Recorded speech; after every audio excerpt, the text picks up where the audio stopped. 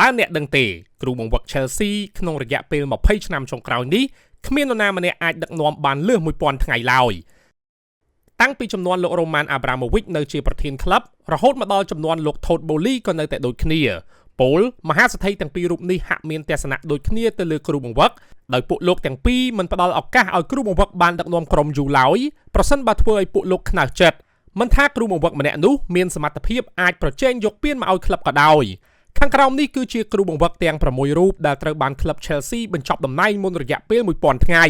ទី1លោក Jose Mourinho ក្នុងចំណោមគ្រូបង្វឹកទាំងអស់នាពីទសវត្សរ៍ចុងក្រោយនេះលោក Jose Mourinho គឺជាគ្រូបង្វឹកដែលដឹកនាំក្លឹបបានយូរជាងគេរហូតដល់ទៅ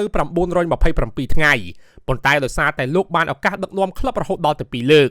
យ៉ាងណាក៏ដោយលោក Jose Mourinho ត្រូវបានចាត់ទុកថាជាគ្រូបង្វឹកដ៏ជោគជ័យម្នាក់នៅក្នុងប្រវត្តិសាស្ត្រក្លឹបតោខៀវដោយលោកធ្លាប់ដឹកនាំក្លឹបឈ្នះរហូតដល់ទៅ8ពានក្នុងនោះមាន Premier League ចំនួន3ដងឯណោះទី2លោក Antonio Conte គ្រូបង្វឹកជនជាតិអ៊ីតាលីម្នាក់នេះចំណាយពេលជាមួយក្លឹបបាន741ថ្ងៃអ្វីដែលអស្ចារ្យបំផុតសម្រាប់លោកគឺការដឹកនាំក្រុមតោខៀវឈ្នះជើងឯក Premier League នៅរដូវកាលដំបូងក្នុងឆ្នាំ2016និង2017ទី3លោក Carlo Ancelotti គ្រូបង្វឹកជនជាតិអ៊ីតាលីម្នាក់នេះក៏ធ្លាប់ដឹកនាំក្រុមតោខៀវបានចំនួន690ថ្ងៃផងដែរតាមពិតទៅលោក Carlo Ancelotti គឺជាគ្រូបង្វឹកអ៊ីតាលីដំបូងគេដែលដឹកនាំក្រុមតោខៀវឈ្នះជើងឯក Premier League នៅរដូវកាលដំបូងរបស់ខ្លួនពោលគឺនៅឆ្នាំ2009និង2010ហើយនៅរដូវកាលនោះលោកក៏បានដឹកនាំក្រុមឈ្នះ FA Cup ផងដែរបានន័យថាលោក Ancelotti ដឹកនាំក្រុមតោខៀវឈ្នះ2ពាននៅរដូវកាលដំបូងរបស់ខ្លួនប៉ុន្តែលោកនៅតែត្រូវបានក្លឹបបញ្ចប់តំណែងក្រោយដឹកនាំបាន690ថ្ងៃទី4លោក Thomas Tuchel គ្រូបង្វឹកជនជាតិអាល្លឺម៉ង់ម្នាក់នេះបានសាងស្នាដៃដ៏អស្ចារ្យឲ្យក្រុមតោខៀវកាលពីរដូវកាលឆ្នាំ2020និង2021បន្ទាប់ពីយកឈ្នះក្រុម Manchester City នៅវគ្គផ្ដាច់ព្រាត់ហើយក្រសោបយកពាន UEFA Champions League ជាលើកទី2នៅក្នុងប្រវត្តិសាស្ត្រក្លឹប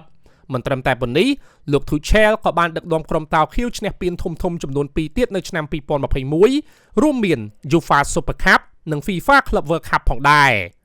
ទី5លោក Frank Lampard វីរៈបុរសក្រុមតោខៀវម្នាក់នេះទទួលបានងារជាវីរៈបុរសដោយសារការលោកនៅជាកីឡាករប៉ុន្តែពេលបានឱកាសដឹកនាំក្រុមលោកធ្វើមិនបានល្អឡើយហេតុនេះហើយទើបលោកមានឱកាសដឹកនាំក្រុមបានត្រឹមតែ571ថ្ងៃប៉ុណ្ណោះប៉ុន្តែយ៉ាងហោចណាស់ក៏លោកនៅតែអាចដឹកនាំក្រុមបានយូរជាងលោក Enzo Maresca ដែលទើបតែត្រូវបានក្លឹបបញ្ចប់តំណែងកាលពីម្សិលមិញលោក Enzo Maresca គឺជាគ្រូបង្វឹកទី6ដែលដឹកនាំក្រុមបាន547ថ្ងៃមុនពេលត្រូវក្លឹបបញ្ចប់តួនាទីគ្រូបង្វឹកជនជាតិអ៊ីតាលីម្នាក់នេះទើបតែចុះកិច្ចសន្យាជាមួយ Chelsea នៅថ្ងៃទី31ខែឧសភាឆ្នាំ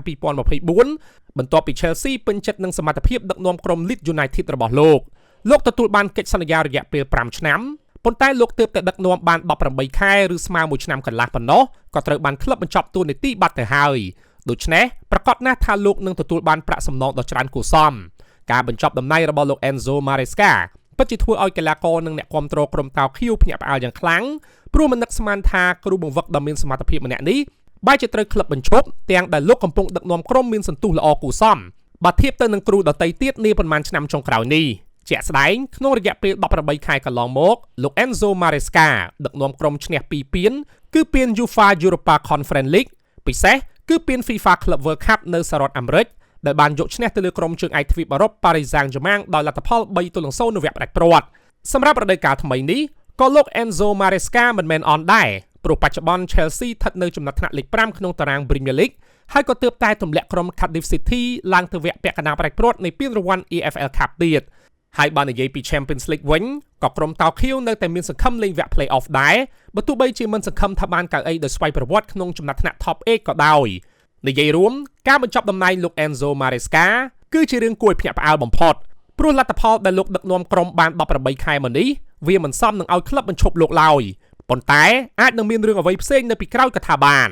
សរុបមកគ្រូបង្វឹកទាំង6នាក់ខាងលើនេះគ្មាននរណាម្នាក់អាចទទួលបានសេចក្តីទុកចិត្តពីប្រធានក្លឹបលើស 1000 ថ្ងៃឡើយ